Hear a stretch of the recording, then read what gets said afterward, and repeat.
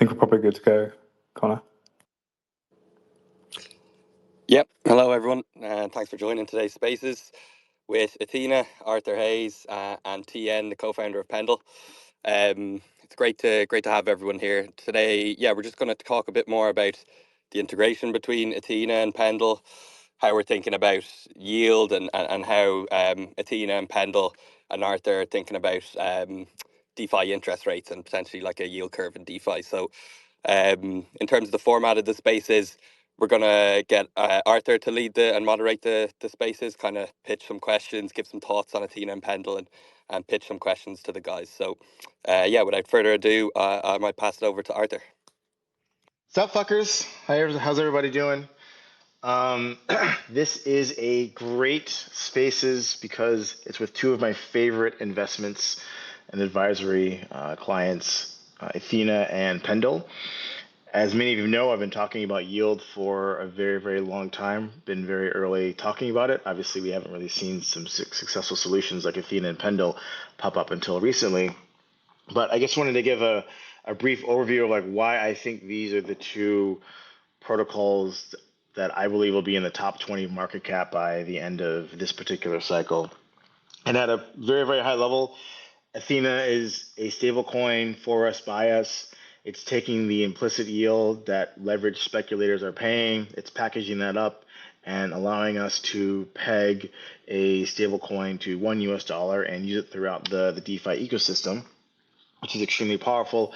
As you know, Tether and USDC are 130 or 140 billion dollars of TVL on the circulating supply of their currencies. And then we have Pendle, which has actually been around for quite a while, and Tien and his team have been hard at work trying to create an interest rate market, trading market in DeFi that's native to DeFi that is addressing some of the needs that we have in our ecosystem. And when I think about the importance of a yield curve for DeFi, I think about how do we create a farm to table crypto economy and completely cut out the need for fiat if we so choose as a community. And to do that, people across a production lifecycle need to be able to borrow and lend in cryptocurrencies. And that's what I believe Pendle is moving us towards. In the integration of Pendle and Ethena and the different products that they've launched to date, and some of the interesting things that I hope they'll launch in the future, I think is moving us toward this goal of creating a fully sustainable circular crypto economy. So I guess the structure of this will go, I want to ask some questions of Guy and Ethena, ask some questions of Tien, and then we'll finish it off with them talking about how they're working together and some interesting things that's coming out of that partnership. So without further ado, let's move on to Ethena and Guy. Now, this has been a fucking gangbusters launch so far. I think the FDV of the Ethena token is somewhere, 12 to $15 billion, whatever it is. They have close to $2 billion of circulating supply of USDE.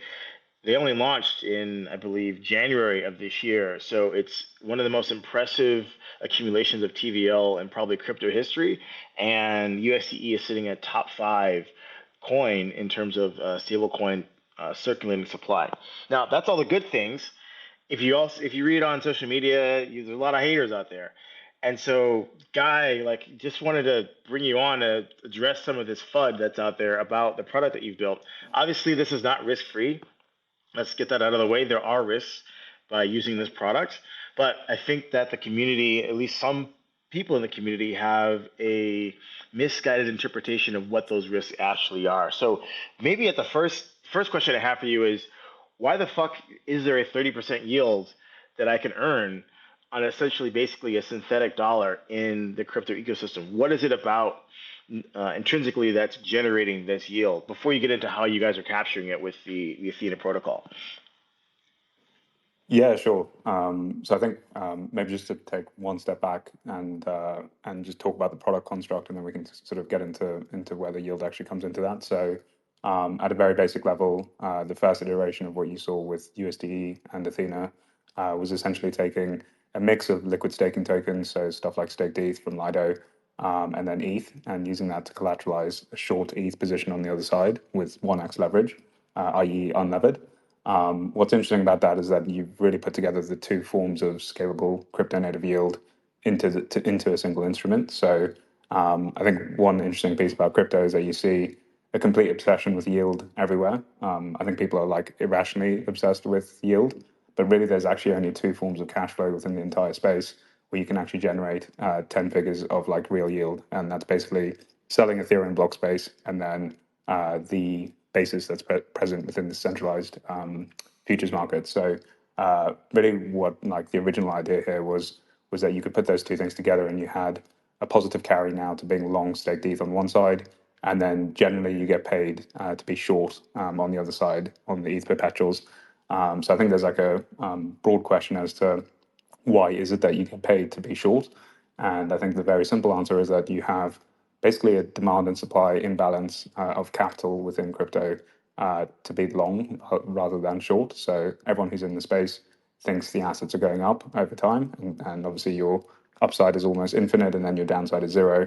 And so there's like a rational decision there that you want to be long, and you'll sort of pay for that leverage to be long. I think the other dynamic that we've actually seen evolve a bit more this year is actually just thinking about the supply side as well. So there is generally a dollar shortage within crypto, i.e., people who sit outside of the system generally look into crypto and sort of view it with skepticism and are not willing to supply the dollars that actually crypto needs to satisfy that demand for leverage. And what's actually different between now and last cycle is that you've actually seen a large number of balance sheets who actually used to provide that capital basically get blown up and removed from the system. So at a very basic level, some of the entities that you saw last cycle, like a BlockFi, Celsius, they were essentially taking retail dollars, paying them an interest rate, and then lending them to large funds or large balance sheets who would be pushing down the basis trade that Ethena is essentially capturing and tokenizing. And we haven't really actually seen that emerge at all this cycle, or re-emerge at least. And now you have like a huge hole within like the balance sheet of the whole of crypto, where there just really isn't short-sighted interest from a lot of these entities who can't actually get the borrow on dollars that they need. And so where you naturally see a demand and supply imbalance, I think that that's actually been even worsened during this cycle versus last cycle because of that sort of dollar shortage that I was describing as well. Okay, so I mean, taking that into account, how do you guys simply, because obviously let's not fucking write an essay here on X. How do you guys simply create this? You know, I think it's been as low as 10%. It's been as high as something like almost 90% APY that is advertised on the Athena DApp page. Yeah. At a very simple level, the protocol is essentially accepting either dollars or liquid staking tokens or ETH. If it's the latter, then it's basically accepting those tokens and then immediately delta hedging the notional of the collateral on centralized exchange venues on the other side. And once those two things come together, you've essentially created a synthetic dollar position out of those deltas netting off. And then you can issue USD against that. And the idea here is that if USD trades below one, a market maker has an incentive to buy it below one and then come to the protocol and redeem it for either dollars or ETH and then sell it back to their starting point. So that's how the basic arbitrage loop works, which sort of keeps USD in line with the dollar. And so for people who aren't super familiar with like how to do these hedge trades, let's say, you know, you've taken some staked ETH or ETH as collateral, you've shorted or sold a perpetual swap or maybe even a fixed expiry futures contract. Now, let's say that the price of ETH goes from 4,000 to 100,000 in a few minutes. What does your protocol blow up? How do you guys actually risk manage on the upside? We'll get to the downside next, but on the upside, some insane, you know, the ETF is approved, Gensler is gone, you know, shit's going nuts. Is there a risk here? There is a small risk around extreme moments of volatility. So generally, when you're on the coin margin contract, you're sort of perfectly hedged, and there isn't any non-linearity between the Or what's a collateral. coin margin contract for those who aren't, you know, super familiar with trading these things? Yeah, that's just when you're collateralizing the perpetual swap with a coin rather than USDT. And so you basically see the derivative track the collateral one for one. The point that you're getting to there is a good one though, which is if the market is moving like more than 100% in a day, it does become you do basically have to do some management around the position where you need to restrike the hedges at a new price. That is only a more material issue on some of the linear contracts. But yeah, it's basically the only management that goes on beyond like the initial hedge that takes place is once you see the market move either close to 100% up or 50% down. Generally, there's just a rebalancing of the portfolio to sort of remarket at the new level.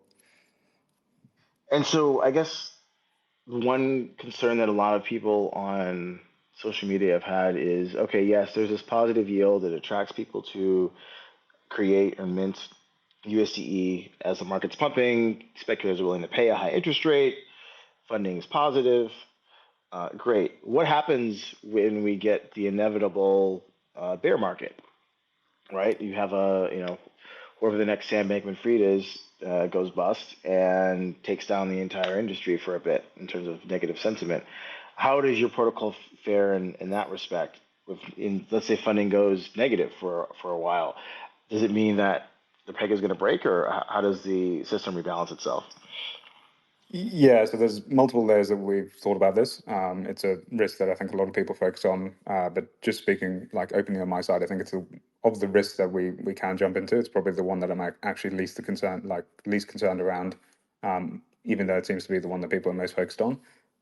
You can basically think about it as the funding rate is like an exogenous interest rate to our own system, and all that funding rate is expressing is whether USDE is too large or too small relative to the rest of the market. So there's some of the funding rates that you were describing in the last few months where you saw both BTC and ETH contracts get up to 60, 70% annualized.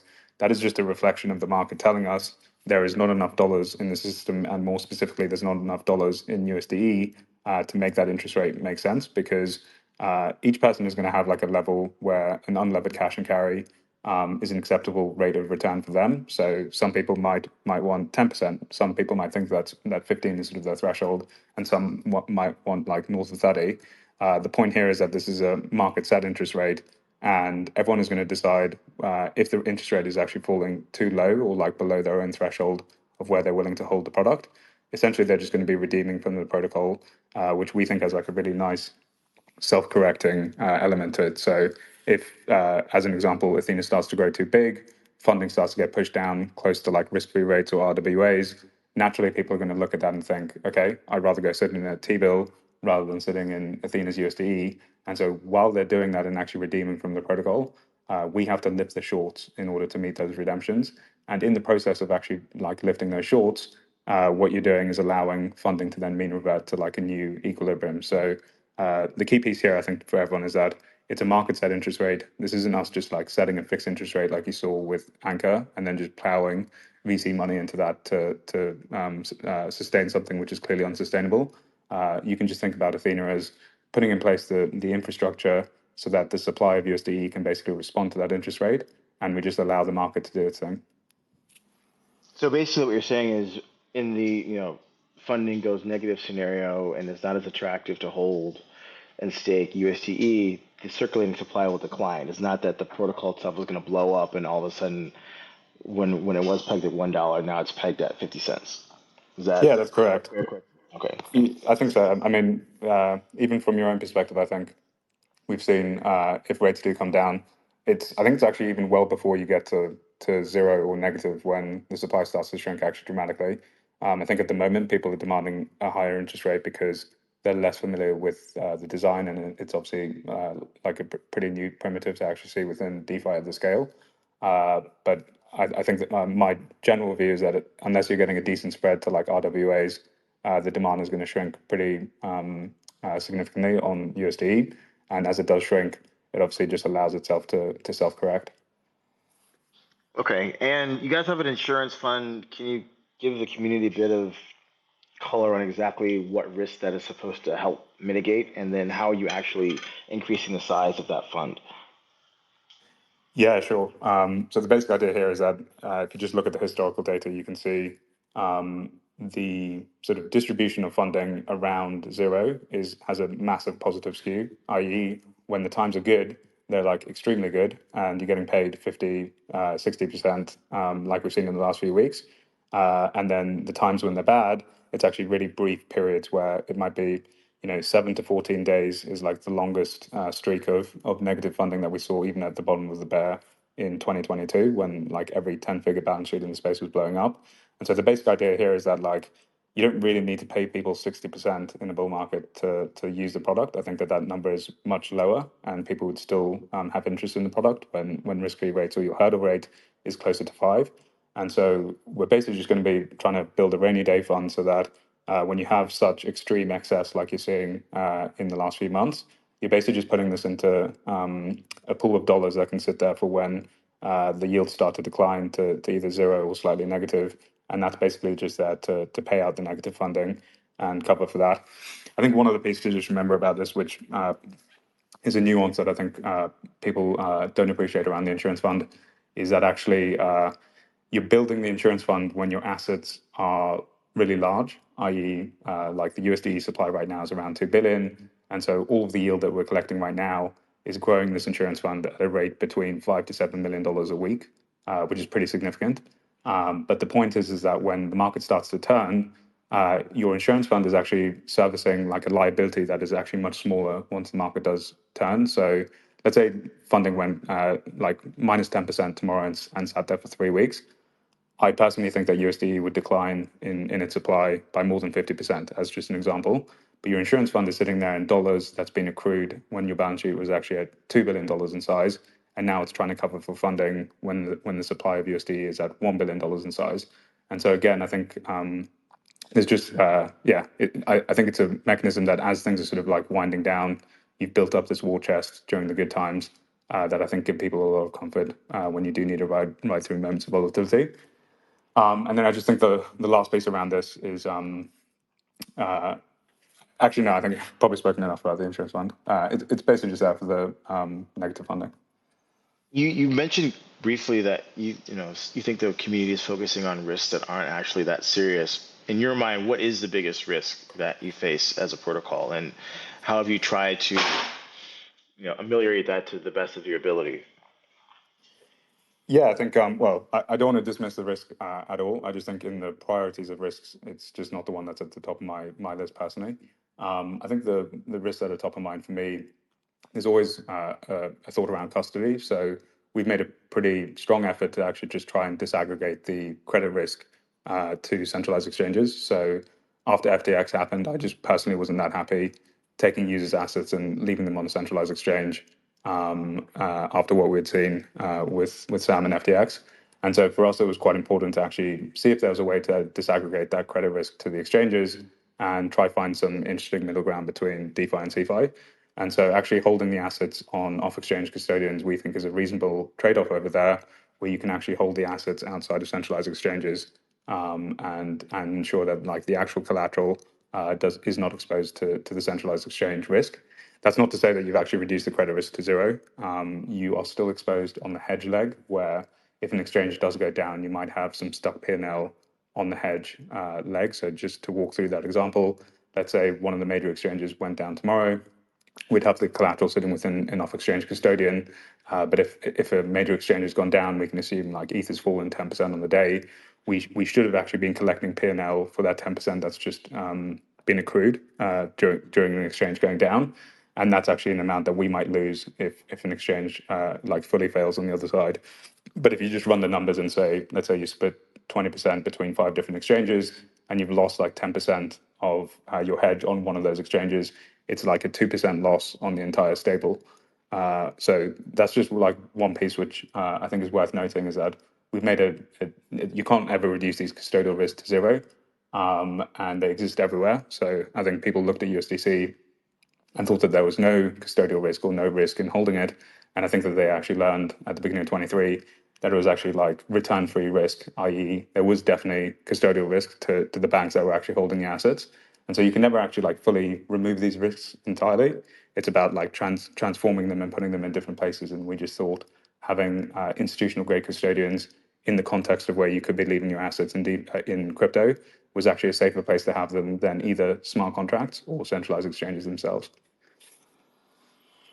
Cool. I think we'll wrap up with just a little bit of discussion around the token ENA and what does it do, how does it accrue value from the success of the protocol, and how big can it get, right? So I'm looking at DeFi Llama right now, and you guys are sitting at number 5 with about 2 billion. There's First Digital right above you, DAI, USDC, and then Tether. And if I look at this list, I believe the only other protocol where you can actually own a piece of the network itself is MakerDAO, right? The Maker token. You can't own a piece of Tether. Circle maybe go IPO, but not in a DeFi manner. And I don't believe First Digital has its own governance token either. So, what is the value of holding the ENA token for anyone who's considering possibly buying this, or maybe they don't like the value and they want to short it? But what does ENA do? Yeah, I think actually quite a few people were shorting it yesterday. I think at the moment we haven't come out with full details around exactly the role it's going to play within the system. We did release a blog post last week, which at a high level spoke around basically having governance decisions around how we're actually thinking about various pieces of the risk management and then actually the product development going forward. So all of the discussions that we're having around what is the composition of the portfolio sitting behind USDE in terms of LSTs, should that be closer to 100% or should that be close to zero? What do we think about the balance between having ETH or BTC within the portfolio? You might have a slightly lower yield on the funding on BTC, but it obviously unlocks an incredible amount of scalability. All of the decisions and decision making that we're describing around the insurance fund, how much cash should be going in there, what is an appropriate size for that, and how should it be used going forward? These are all really important pieces to the system where obviously the governance token is going to play a role in deciding that. I think to just get to your last question around how big can it get, I've just overlaid that this is just my view. There's nothing sort of certain around this. We're obviously trying to do stuff that's reasonably net new, and we're going to have to sort of learn as we sort of go.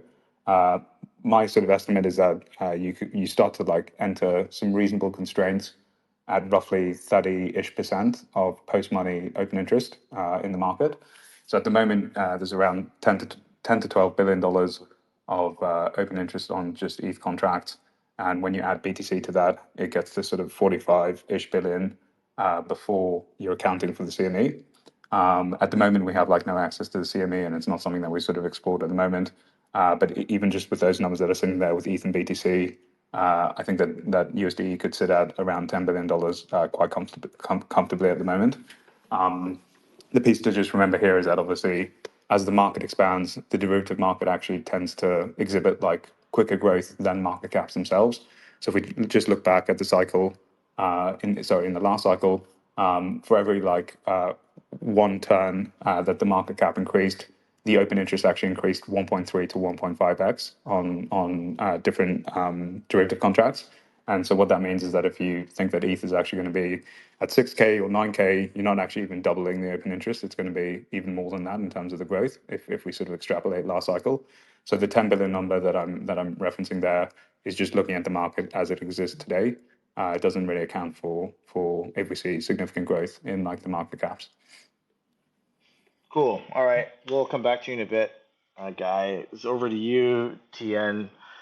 And Pendle, now you've been at this for a while. I think I may have met you a while ago, not this cycle. Can you give us a bit of background on yourself and what sparked the interest to create Pendle and what you guys have done? Obviously, I think you've gotten a lot of attention over the last year and a bit as your TVL is I think your top 10 because of DeFi apps and all that kind of stuff. But it's been a long road. Can you give us a bit of a history lesson?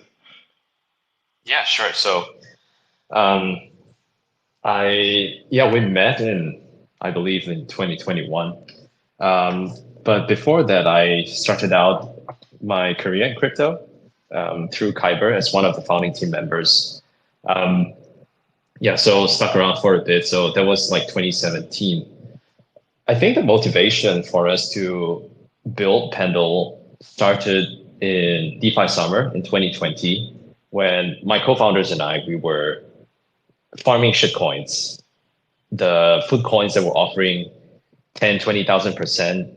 And we thought that it would be really cool and interesting if we could just somehow lock in the yields, even at like 100%.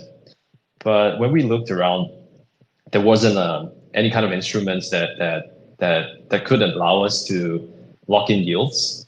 And when we contrasted the state of DeFi to like a very matured financial ecosystem, it occurred to us that fixed income products are just one of the most important pillars in the financial sector, but it was largely absent in crypto. So that was, I think, the first time we realized that we had an opportunity to build something quite meaningful. And when we looked at like in terms of implementation, we decided like there were two design principles that are still very important and relevant today.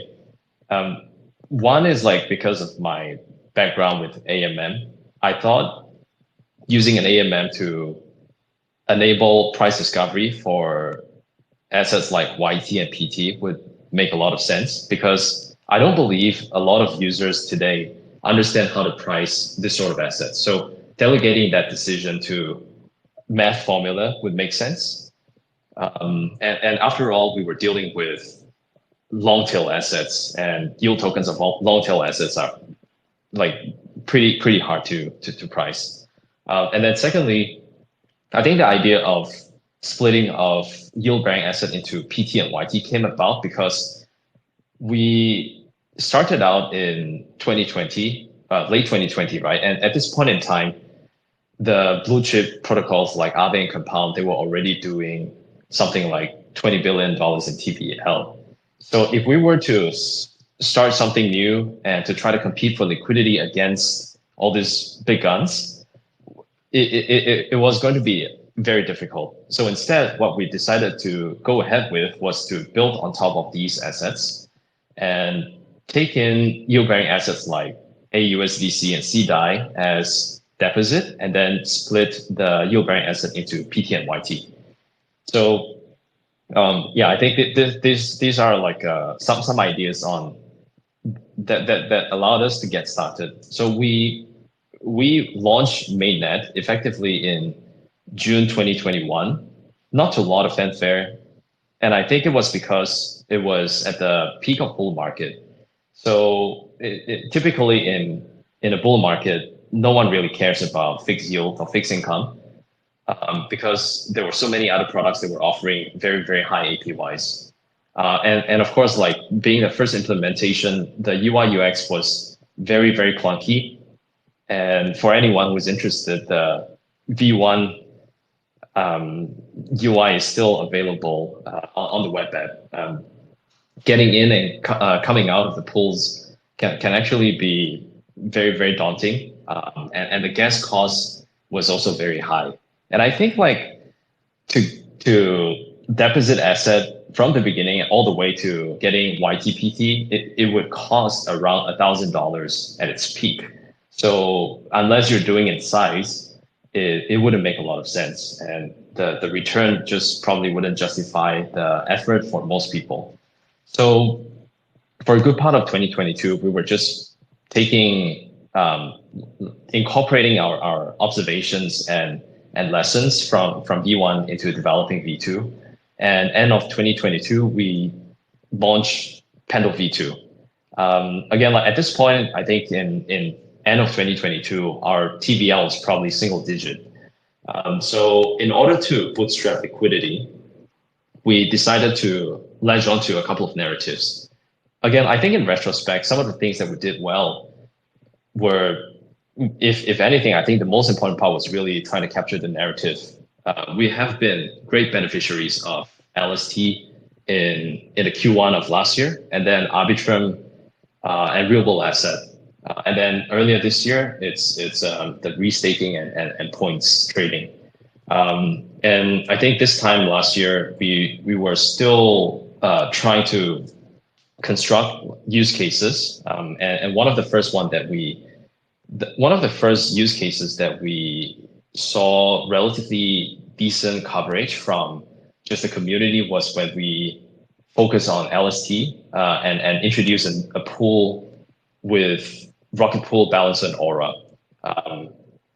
ETH staking yield was around 4%. And with that pool, because of multi-layers of yield exposure, the effective APY, I believe it was around 15%. So about 4 times what like STETH or Rocket Pool was offering.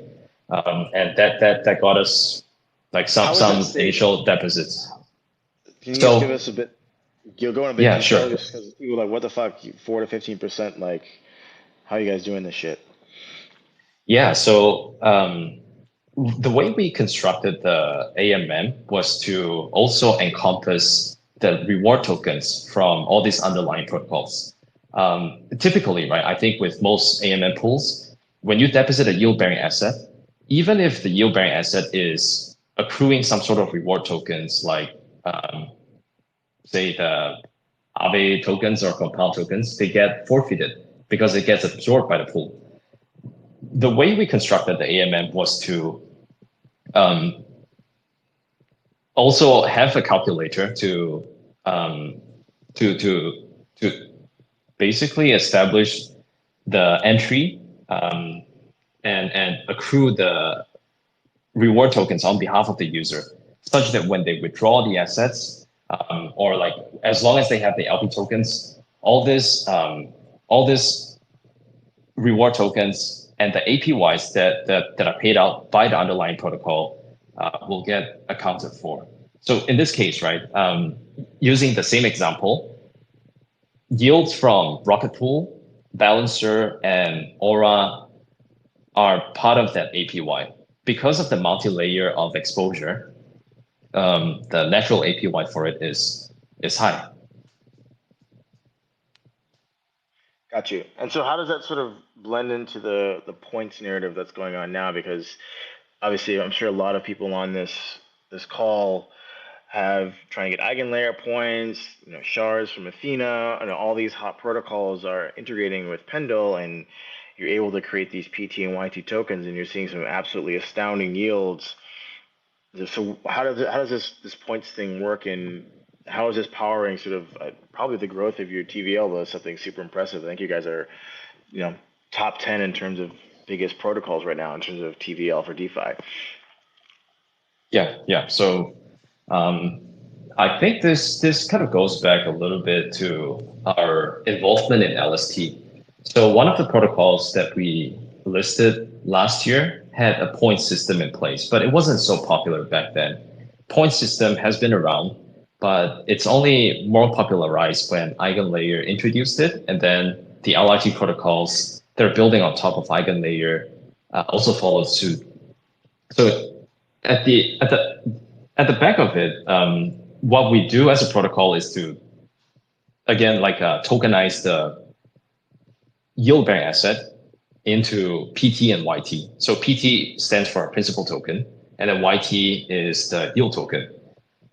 So PT generally represents the underlying, and then the yield token accrues all the yield that is paid out, yield and reward that's paid out by the underlying protocol. As an example, right, using EETH, for example, when a user deposits EETH into Pendle splits the yield-bearing asset into PT and YT. So one PT represents the value of one ETH, and then the YT here is the part that accrues all the points, ETH5 points, EigenLayer points, as well as the staking yield. So with a very bullish sentiment that we see today, a lot more demand. There's a lot more demand around the YT asset, and I think like with Pendle, the way to think about the, I guess like the underlying relationship between YT and PT is that PT and YT are inversely related, and one PT plus one YT has to equal to one underlying. So in this case, if the demand for YT grows because of very bullish view on the points, EigenLayer and ETH5, whichever it is, right? YT price is going to jack up because of the demand from the community. And because YT is inversely related to PT, PT price has to come down. And that means the discount of PT to its underlying is going to be more substantial. So this is why when we look at most of the markets today, especially around the restaking assets, the fixed APY is around 60%, 65%. And that's a result of very aggressive interest around yield tokens. Got you. And so, okay, now points are great. It's a great thing that people have come up with to engage the users, make the airdrops a lot more spicy. But like, if we look out to the future, how does this PT and YT scheme take sort of interest rate trading further? Is there some other things that you guys are thinking about now that you've got this mind share? People are experiencing how to trade interest rates. They understand a bit more about how bonds work because they're a bit complicated for a lot of people. But what's the next step? Where are we pushing users to understand so that we can up level people in the way that they're thinking about these markets? Yeah, so I think there are a couple of ways. I mean, definitely continued efforts in educations. But I think in the near term, what we will be focusing on will revolve around continue to explore like new markets to list and support. I think what we've seen with the case of restaking assets as well as Ethena is that there's a pretty big interest around like speculating points because of an interest in a view and outlook of the protocol tokens. So I think in a similar manner, we will also be supporting more types of assets that are less related to restaking assets, and it could be the likes of layer twos trying to attract initial traction. For example, like Circuit, more plays of that sort.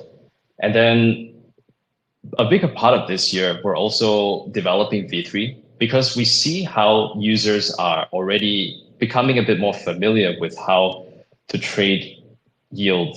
And I think one of the observations that we have so far is that with the AMM system that we have in place right now, there's still some bottleneck that we're seeing. So collateralization is actually not the most efficient. And we want to improve on this particular component because we are now, I mean, in order to support size, we have to have very deep liquidity. But to attract liquidity also requires a lot of effort. So, and sometimes a lot of incentives as well. So I think one of the more important changes that we want to introduce is to have some sort of leverage components, margin accounts to allow for leverage yield trading. And then ideally, we also want to be more chain agnostic so that we don't have to be confined to a specific ecosystem and be present on an ecosystem just to support like some sort of asset. Again, like for example, Ethena is currently like we have a new Ethena market on Mantle, but in order for us to support Ethena on Mantle, we actually have to deploy Pendle on Mantle, see liquidity, and in order for us to get the market going. I think we anticipate a future where we could sit be independent of any kind of chain and support yield trading of any kind from where we are. Cool. And before we get into sort of the interplay between you guys and Ethena, I guess I would be remiss if I didn't ask what other risks that people are taking when they're using Pendle. Yeah, sure. So I think in terms of the risk, from my perspective, one of the biggest considerations here is actually the contract risk. Pendle exists as a second order derivative. So that means Pendle wouldn't make sense if there were no yield bearing assets to support. And as a second order derivative, the user is exposed to multi-layers of contract risk. So for example, a user first has to deposit asset into a primitive protocol and then take the yield-bearing asset, deposit it into Pendle. So if anything happens to the primitive that Pendle is built on top of, the collateral or whatever deposit on Pendle could actually be forfeited. So this is why we're generally very careful. I mean, we're always very careful with the listing of assets.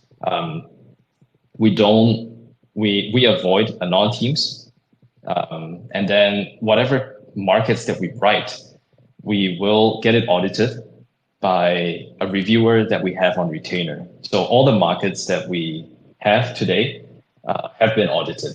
And also just referring to the core contracts, we've had 7 rounds of audits. We will have another one scheduled in May just to make sure we have our grounds covered. So I think this is largely the biggest consideration, like risk consideration for users. And also like with Pendle, users are actually getting some sort of leverage yield exposure.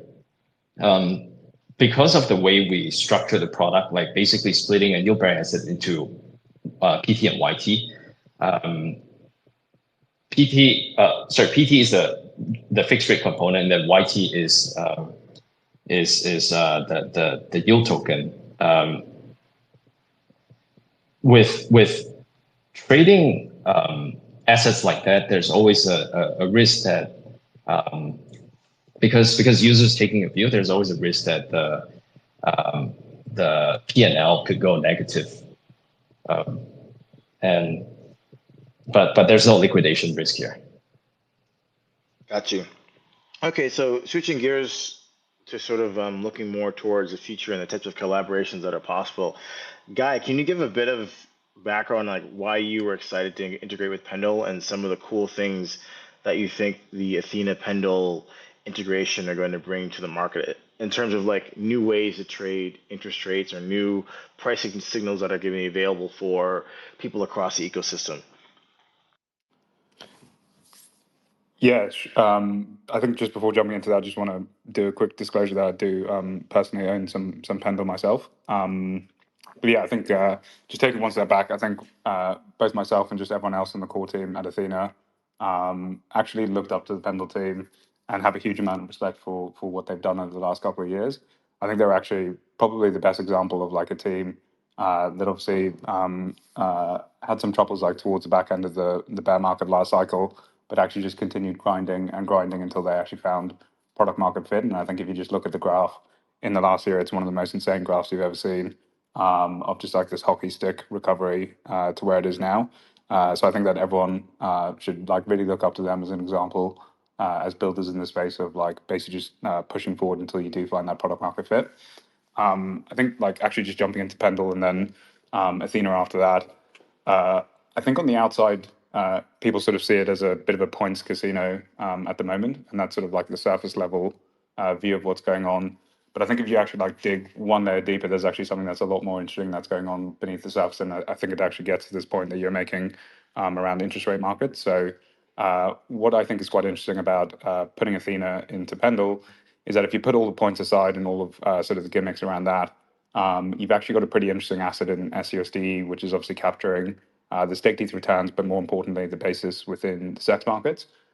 What's interesting about that is that if you start to build different maturities around SUSDE, so if you have maturities out to the end of April, May, June, July, and then you allow people to actually start to hedge out like the basis risk on SEXs, that actually becomes one of the first scalable yield curves within crypto, essentially, where you can actually be using Pendle to hedge out the basis in the SEX markets.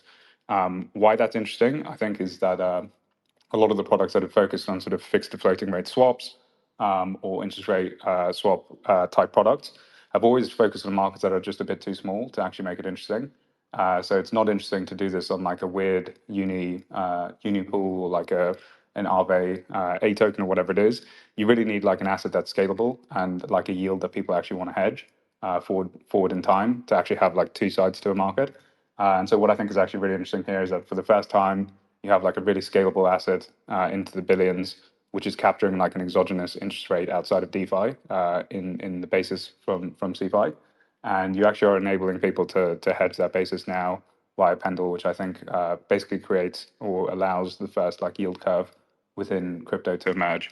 So yeah, I think just to sort of like recap on that, huge respect for the team. I think people might dismiss it as just like a points casino at the moment, but I would actually urge people to just dig like a layer deeper because they are unlocking what I think is actually going to be one of the more important markets going forward. Yeah, I mean, I guess I would echo that in terms of the importance of these interest rate trading markets. If you look at TradFi, the most liquid contract in the world is a Eurodollar contract. OTC trading dominated by interest rate swaps, right? And so this market of how do I hedge forward interest rates is extremely important, and we don't have it yet. Well, now we have the proto first iterations of it with Ethena and Pendle and some of the other protocols that are integrating with Pendle, and I only think this is going to grow. And again, my selfish vision of having a circular crypto economy can only really happen if anyone who's offering products and services can borrow and lend natively in crypto with confidence. And so we're really hoping to bring that forward with these two protocols. So I'll let the two of you guys say any last words before I hand it over to the moderator and probably end this spaces. So Tien, anything you want to add?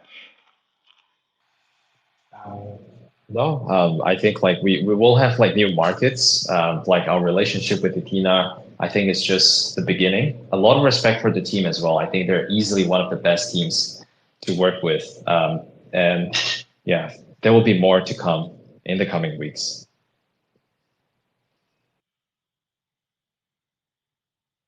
Guy?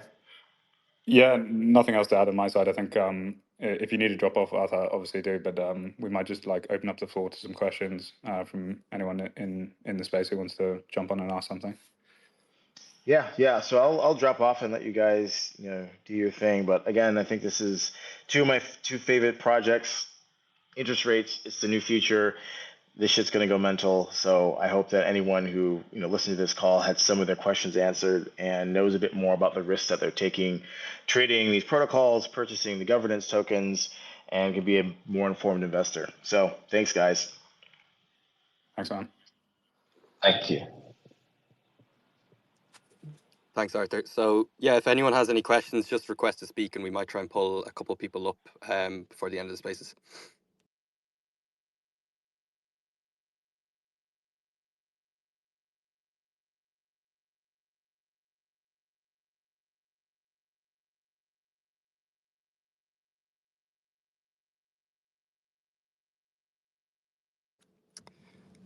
Pete, you request to speak if you have a question, fire away. Hi, I have a question about the ENA token and the GTM. Sure, go ahead. So, as I understand, especially in crypto space, narrative is everything, and how a token plays really depends on like a lot of the marketing tactics. There has been a lot of FUD. A lot of Koreans have invested in ENA through pre-sales and whatnot. And I've heard a lot of negative community sentiments and FUD regarding Arthur Hayes' post last night or a couple days ago regarding, like the kimchi stuff. And I believe that such things, you have great product, but, those comments, derogatory comments, may become a risk for the project when the project can do so much better without such mistakes. So do you have any plans on GTM for foreign jurisdictions, as well as how you sort of plan on dealing with this kind of FUD and these kind of mistakes?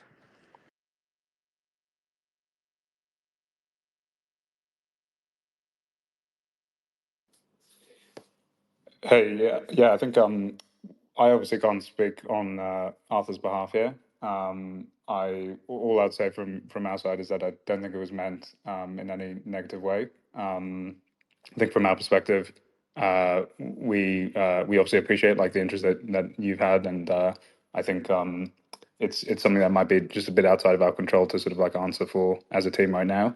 But we can take that away and come back to you on that piece. Okay, thank you so much. Just know that there's a lot of Korean backers behind the project. There's a lot of excitement about it, but sentiment is everything, and I really do hope that you find success in your tokens by you know finding appropriate ways to address these issues. And I'm bullish on you guys. Thank you for bringing me up, and I'm gonna step down. Thanks, man, and I appreciate that, and obviously appreciate the interest that you've had. So yeah, we'll take that one away and have a chat and come back.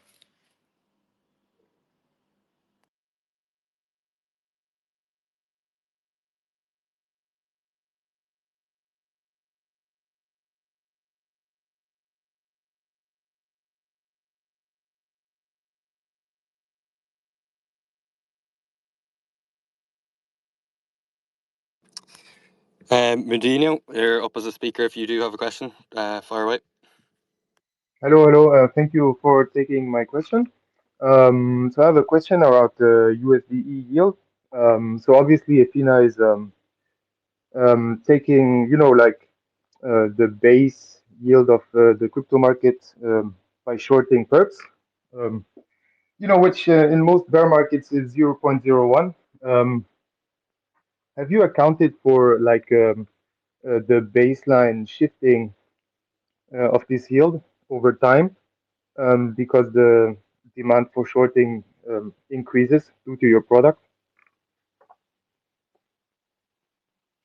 Yeah, I think it's a really good point, and something that maybe not everyone has an appreciation for, which is actually that baseline funding that you're referencing is sort of like the average of where this sits when the market is in balance. So you're referencing basically the 11% annualized yield that you get on most of the major venues, which is like the APR that you'd be getting, as you mentioned, like in normal conditions when things aren't overheated or over bearish. I think the way that we think about this interest rate is that the market is going to set the interest rate at a level at which they're actually happy to be within the product. That might be 11%. It might be slightly tighter to RWAs, or it might be a bit higher. And you can think of like every individual really having their own demand curve for where they're happy to hold the product. And so as the interest rate is getting compressed down to that 11%, naturally there are going to be people who are stepping out, who are not willing to hold it at that level. And in the process of doing that, it's just going to find the equilibrium level that people are happy to actually hold the product. So I think it's maybe a little bit of a misunderstanding around Ethena, which is people argue like the yield is going to get compressed through time.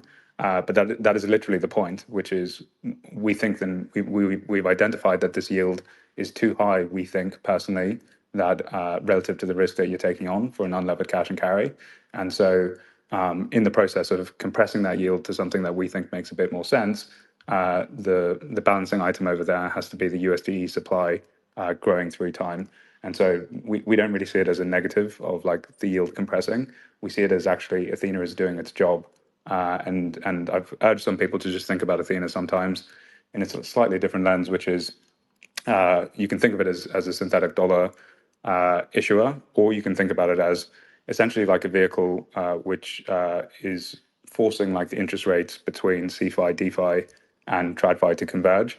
Because as you have these interest rate differentials between DeFi and CeFi, people are going to naturally be borrowing from DeFi to come into Ethena, which pushes up the borrow rates and then pushes down the rates within CeFi. And really, like Ethena is just the connective tissue, which is allowing those interest rates to converge, where USDE supply is like the balancing item in between those. So yeah, I think the observation that you have is that it's very likely that the yield will eventually compress to something like baseline funding, which I think is actually probably the natural rate for this product going forward with a small spread. But in the process of doing that, we think that someone's going to create billions of dollars of value by sort of compressing that yield. Yeah, so the point you make is really valid. But the one issue I have with like this approach is that your base case is assuming, and right now you have like 2 billion of longs that are paying effectively the Ethena yield, sort of every 8 hours. It's a payment. And as you become like this big part of the open interest, there's really like a problem that you will assume that even like 0.01 funding as a base case. But I think over time, like with all the indexes and all this stuff, this maybe becomes something negative. Do you think that at some point this can become a cost for Ethena, or more generally a problem, as you have to reposition like the books massively? Yeah, I guess maybe just like a question to you, like at what interest rate would you stop holding USD? I wouldn't hold USDE for current reasons that I'm not really interested in the product. All right, But yeah, but that's a fair I'm really response. but so that's why I'm really asking, because I try to look a bit forward, because the reality is like in the past there was like your basis farming, you're like exploiting a market, an alpha in the market. Um, but with the size of your product, I assume that this alpha will quickly decay, just because there will be, I believe, a lack of interest in being your counterpart, to provide you yield on a long-term basis. And this is especially a problem in the bear market, or in windows where it's just less bullish. And people want stable coin yield, and no directional risk. And so you have big demand for Ethena, but at some point the rate will be unable to be delivered, because who wants to pay 10% a year to be long if the environment is not good? So I think that there's some risk that this baseline that you have in your case, of 0.01 actually becomes negative. So I don't know if you have any thoughts on this. Yeah, and just to be clear, the reason I was asking the question was just to sort of tease out whether, let's assume that you were in the product. If it was even getting close to zero, I would actually assume that quite a lot of people would be stepping out and the supply would be shrinking. And as it is shrinking, that's obviously lifting some of the short interest and allowing that funding rate to not be as compressed and sort of mean revert. Just to be 100% clear, I'm actually in agreement with you that we're not assuming or we're not claiming that funding is always going to be 11% and never go negative. I think the only point that we're making is that when it does go negative, it is typically in very brief periods, and we do expect that actually the supply is going to respond to that period. And then I think the other piece that people might not appreciate is that you always have the option, right, to just close the positions and sit in, like a lot of these positions are linear contracts, so USDT margined, and the P&L is in USDT. So if there is a real situation where things are melting down and you've got like a significantly extended period of negative funding, you do have the option of basically just sitting in dollars to wait that out. You don't have to sort of like hold and bleed out that position. The other thing to just consider here, and it's obviously not part of the current thought process around Athena, because we are trying to actually create something that exists outside of the banking system. But you can sort of think about the backing for a stablecoin really only having like three different like avenues with other assets. Like as an example, DAI. You can either fill it with RWAs, you can fill it with like crypto lending on chain, and then the perp basis is like the third option that we brought to market. The other two are like much easier to do than what we're doing in our view.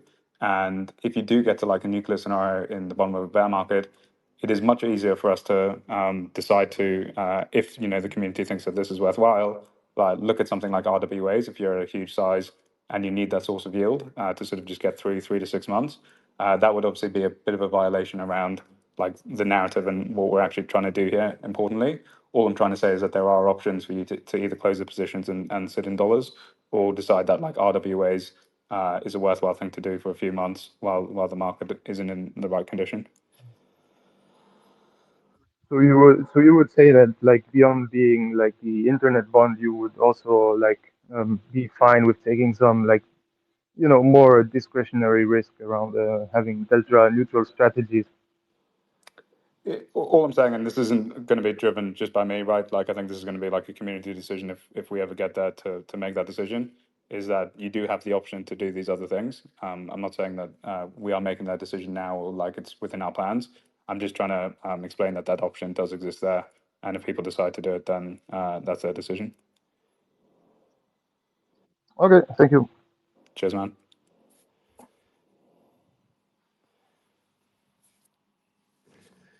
We probably have time for one or two more questions. I see a couple more requested here. So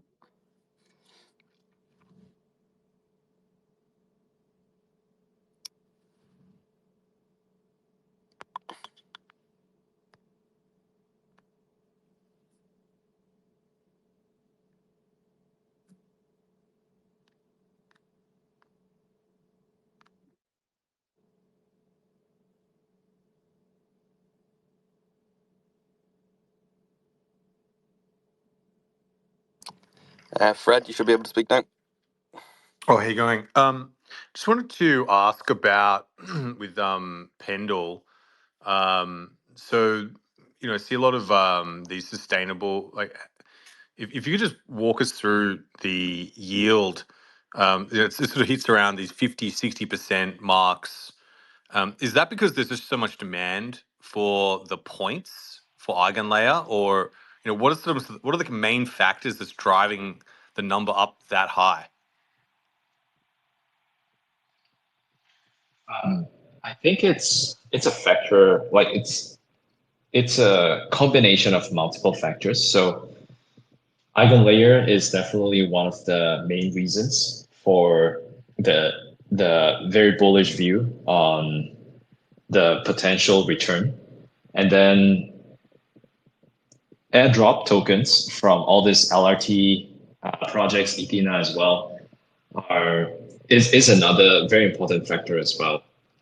But generally, implied yield trading at 60%, that just means fixed yield is around 60 odd percent. Yeah, that's really it. Again, I think the relationship between YT and PT is an inverse one. So with more interest in YT, PT price would be lower, and because like PT at maturity is redeemable 1-to-1 for the underlying, and this is built into the design. So the cheaper you get PT today, the bigger the gains you would obtain at maturity.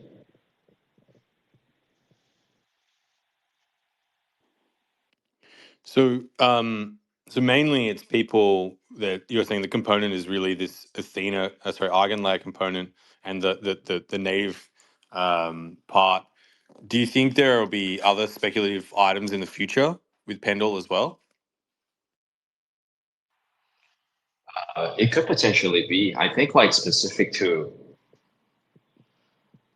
the LRT protocols, there could be AVSs that might introduce airdrops or just some sort of rewards and incentives to the existing token holders. So there is another layer of incentive that users can speculate on, but it's not. I mean, I don't think it's built into the view just yet because no one has a very clear idea of how Eigenlayer would work out. We're also not sure when the main net is. So there's a lot of uncertainty over there. Thank you so much.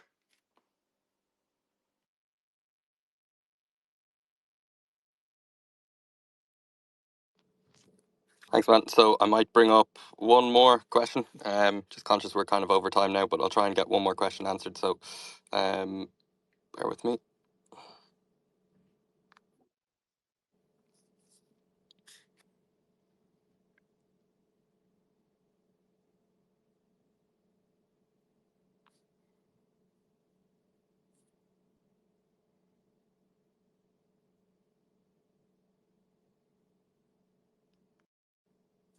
Hey man, Vuk, I think I've pronounced your name right.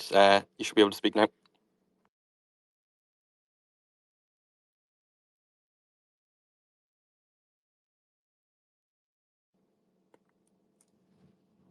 Hey man, you should be able to speak. I'll bring someone else up otherwise. Cool. Okay.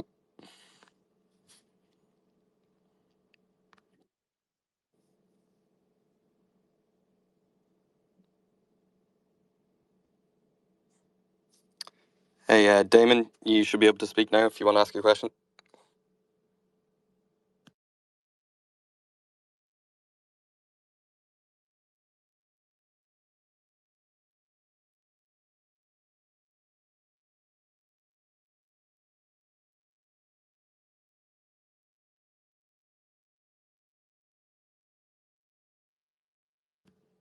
Okay, Golden Sparrow, hopefully you're there for the final question. Cheers. Thank you so much for the time.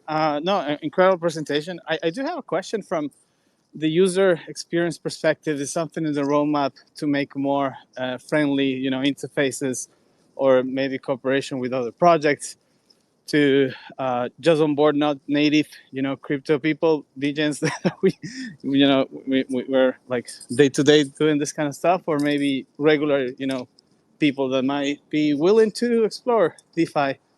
The question might be obvious, but I don't know if there's something specific in the roadmap on account of abstraction, for example, or something like that.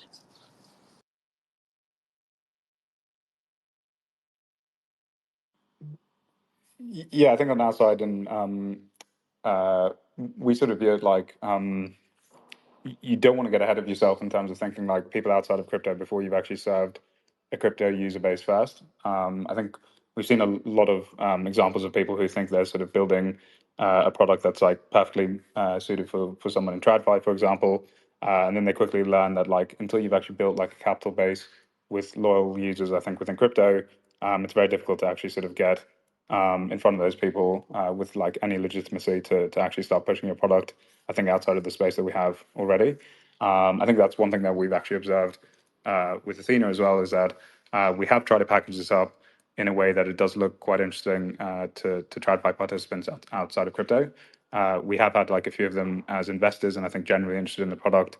And the core idea here is that if you're able to package up a dollar-denominated instrument, which just captures like the two forms of scalable crypto native yield together, but actually try to do that in a safe way and with custody solutions that they're used to, it actually becomes quite interesting to them relative to like other fixed income instruments that they can hold in the real world.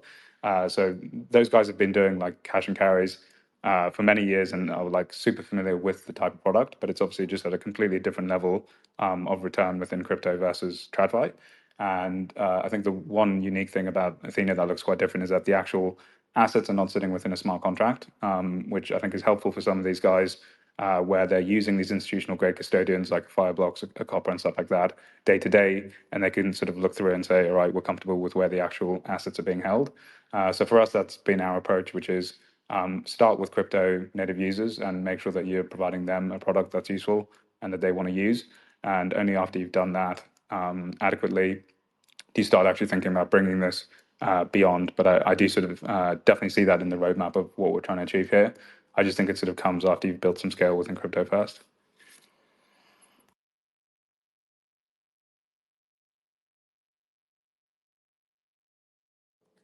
Great. Thanks, man. Thanks, everyone, for the questions. That'll be probably the end of the spaces there.